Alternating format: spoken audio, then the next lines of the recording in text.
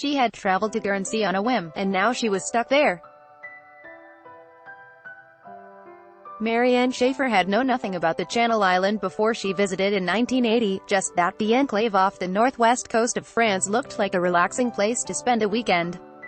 Glenn Powell and Lily James in the Guernsey Literary and Potato Peel Pie Society. Carrie Brown, Netflix, the remote island you're going to want to visit after watching the Guernsey Literary and Potato Peel Pie Society. Dreams time. TNS. Now a thick fog had settled over the island, shutting down the airport.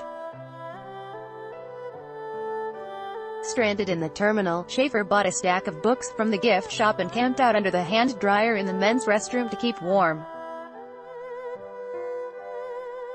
She cracked open one of the books about the history of Guernsey to pass the time. She learned that during the Second World War, as France fell to Germany, the islands between British and French shores were left unprotected. Article continued. Below, about 17,000 Guernsey residents fled, but the 25,000 left behind were subject to German occupation. Resistance was futile. There was one soldier for every 2 islanders, and the few who fought back were sent to prison camps, with 3 Jewish women later perishing at Auschwitz. She was just outraged that all this suffering had been unknown to her, recalled Schaefer's niece, Annie Barrows. It really galled her, so much so that she embarked on a 20-year journey to research this occupation. Schaefer never again returned to the island, but she was totally romantic about it, said her niece, constantly recounting tales to her family of how the islanders had subsisted on so little. Decades on, her obsession was finally realized in the Guernsey Literary and Potato Peel Pie Society, the 2008 novel that shot to the top of the New York Times bestseller list. Schaefer became ill and died just months before the book was published, leaving Barrows to complete the final rewrites. Article continued. Below, 4 Brits who recognized Guernsey largely as an idyllic vacation spot of windswept cliffs and charming shops. The novel was eye-opening. And while the book brought a trickle of curious readers to the island, the Guernsey Tourism Board has seen a fresh crop of travelers visiting the historic spot thanks to a new film adaptation. Directed by Mike Newell, 4 Weddings and a Funeral, the Guernsey Literary and Potato Peel Pie Society stars Lily James as a writer who strikes up pen pal correspondence with a pig farmer, McKeel Husman, from Guernsey in the mid-1940s. In his poetic letters, he describes how he and his neighbors founded a book club as an antidote to war. She is so taken with his story that she decides to travel to Guernsey herself, hoping to write about the struggle the islanders have faced. Netflix swoops in. The film opened in the United Kingdom in May and has since collected about $16 million from 10 foreign territories, according to Box Office Mojo. Last Friday, however, Netflix launched the movie, which has earned mostly positive reviews from critics, on its streaming platform in multiple territories worldwide, including the U.S. and Canada. Guernsey, population 63,026, was prepared. The local government has spent about $700,000 to market the film, devoting the majority of its website to interactive features tied to the movie.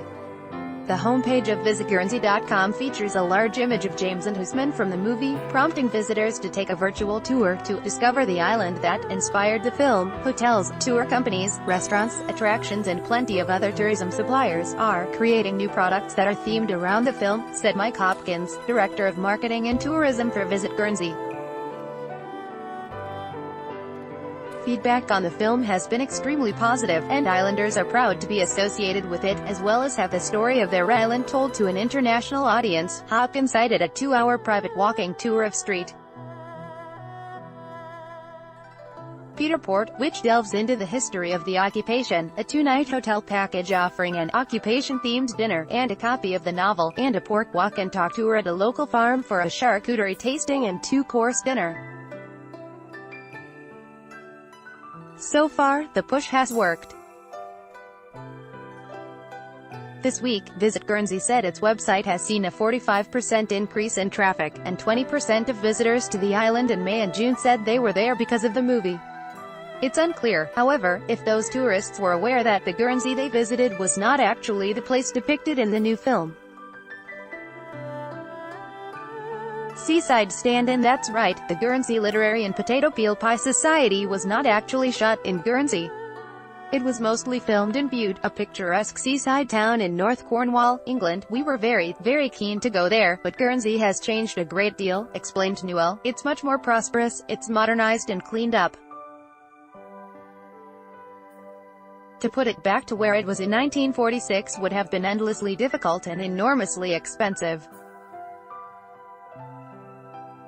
We decided that we had to be in a place where you could truck stuff in instead of ship it in or fly it in. Newell worked closely with the islanders, relying on their extensive library of wartime photography to recreate important historic landmarks like the concrete observation towers. After touring Guernsey extensively, he began hunting for an oceanside location with a harbor that wasn't filled with pleasure yachts. There had to be a sense of community that was modest and inward-looking, where everybody knew everybody, he said. At that time on Guernsey, there hadn't been a lick of new paint since the early 30s, so things were supposed to look very shabby. But we found very little of that in Guernsey itself. It's now a prosperous, optimistic holiday island, and it absolutely wasn't back then. James wasn't able to visit Guernsey before shooting began, traveling there only after production wrapped for a local premiere on the island. Hundreds of islanders gathered in black tie for the launch, and they absolutely lapped it up, said Newell, a relief to the director, who knew the locals felt very possessive of the story. It was a whole other world, and it's so close to home, added James, who lives in London. The water is so blue and the cliff wax are lovely and the air felt clean. It made me want to live by the sea.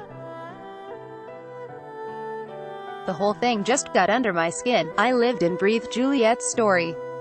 I found the whole idea that Guernsey was occupied so rich, it was this bleak, awful time where they had no contact with the outside world, but these unique, mythic people managed to find some hope, Barrows said.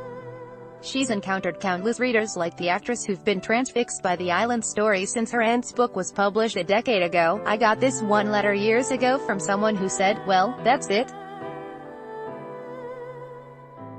I'm moving to Guernsey to find a poetical pig farmer. To Marie, Schaffer's niece said with a laugh, I think a lot of people have been inspired to go to the island because of the book, especially Americans. Now with the movie, it will only increase.